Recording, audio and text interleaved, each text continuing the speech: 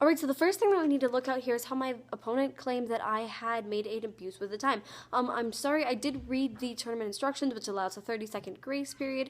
And if you remember watching it, and Judge, I know you remember as well, 14 seconds of that about was me just introducing myself and making it so we don't have any mistakes later on. Again, I apologize if that offended you. I'll try not to let it happen again. Against my contention 1, moving on, my opponent says that I was saying that we need to make all prisons hotel or dorm like, but that is not what I'm saying. We just need to make them nice. We need to reform them so that when people get into these prisons, they'll be able to go back into the real world and know how to function. As far as the cost goes, my opponent says that reforming these prisons is going to be expensive, which I agree, but what we need to look at here is that abolishing all prisons around the entire world is going to be very expensive as well, because we have to take all of these people out of these prisons. It's about 9 million people, I believe, so we need to take them all out of the prisons and put them into some sort of help, rehabilitation, insane asylums, as my opponent mentioned, and this is going to be very, very expensive as well. Neither side is going to be cheap, honestly. Also, my opponent said that when something is messed up, that we need to get rid of it. This is not the case. Let's take the example as if you have a really nice car and the car is not running. Do you throw the car out? Do you buy a new car? No, you take the car to a mechanic and you get it fixed. Saying that we need to get rid of all prisons because they're not working correctly right now is just throwing the baby out with the bathwater. We need to fix the prisons and keep them because they're very important and detrimental to our society. Honestly, people need to be safe from these violent criminals. Moving on.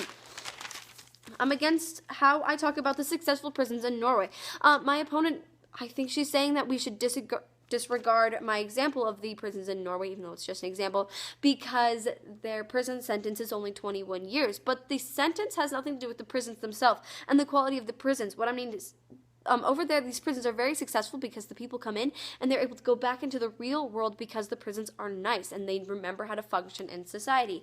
My contention 1 and my contention 2 do not contradict each other. My first contention is talking about reducing and reforming the prisons that we have, and my contention 2 is talking about actually how we should be using alternate methods as much as we can. Again, my opponent brought up the when something doesn't work, we get rid of it. No. We can fix the prisons and keep them because we need them. Next, I did address all of her alternates. Specifically, in my second contention, I was quoting prisonjustice.ca in 2008, saying that we should use alternate methods as much as possible, and that people going to prison should go through extreme trial first before they're go to prison. Her contention too, where I'm sorry I made a mistake with the racial thing, but the argument does still stand. What my opponent is saying that we need to find criminals before they're criminals, which is completely impossible. First, you cannot predict someone is going to be criminal, and even if you can predict something to do with it, how are we going to get the people in there, and how are we going to make them not become criminals? No, you know someone's a criminal after they've committed a crime that makes them a criminal.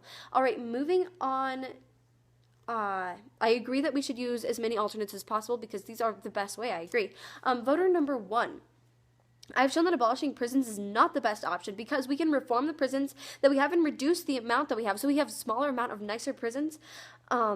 Therefore, we have them whenever the situation arises. Voter number 2, I've answered all of my opponent's arguments against my case and as well as attacked hers. And voter number 3, by reforming these prisons, I am advocating human rights, but also by keeping a few of these prisons, I'm advocating safety for civilians in our world who would not be safe when we get rid of these prisons. I would like to thank my opponent for a great round. By the way, opponent, you are really good at spreading. That's really awesome. And Judge, I would like to thank you for your time and thank you for keeping a close eye on this round and making sure that no fallacies are made. Thank you. Vote for the opposition.